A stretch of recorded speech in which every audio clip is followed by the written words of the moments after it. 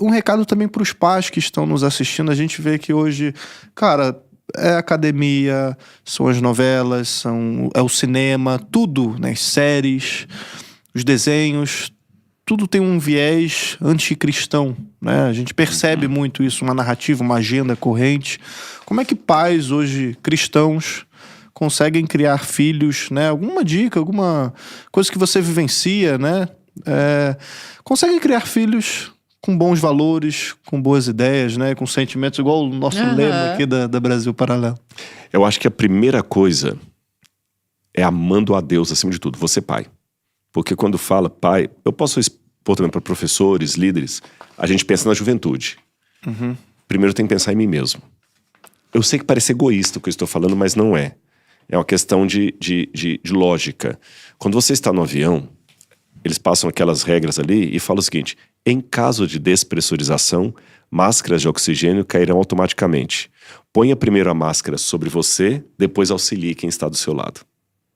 Então, pai, se estamos no momento de despressurização da aeronave, falando em termos parabólicos, coloque primeiro a máscara em você, depois nos seus filhos.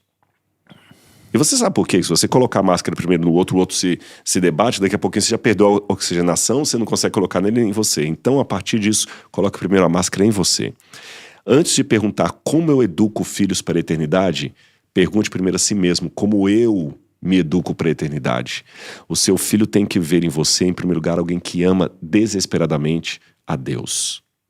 Em segundo lugar, alguém que ama desesperadamente o cônjuge. Eles têm que ver amor entre vocês dois.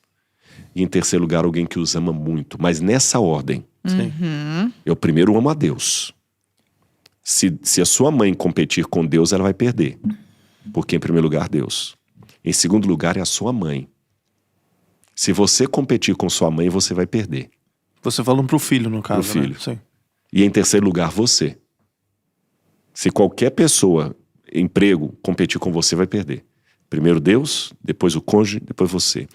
E nesse exemplo assim você vai começar, ele vai ver em você um modelo de vida diferenciado. Pregue muito e fale pouco. Dietrich Bonhoeffer escreveu um livro, O Discipulado. Ele foi um pastor luterano que ficou junto com a sua paróquia quando muita gente estava fugindo da Alemanha para não sofrer as agruras de Hitler. Ele não abandonou, ele morreu na mão dos nazistas. E ele escreveu o livro O Discipulado. E nesse livro, O Discipulado, ele fala justamente do que é a arte de seguir a Cristo. E é interessante que a palavra em alemão que ele usa é Nachfolg. Nachfolg, em alemão, significa Nachfolg, seguindo depois de imitando. Seguindo depois de imitando. Então, seja um discípulo de Cristo para fazer outros discípulos para Cristo. É a velha música do Padre Zezinho. Amar como Jesus amou, sonhar como Jesus sonhou, pensar como Jesus pensou, viver como Jesus viveu. Se a gente seguir essa cartilha, eu não posso garantir para você que seu filho vai para o céu, porque Judas escolheu o outro lado mesmo tendo Jesus como mestre.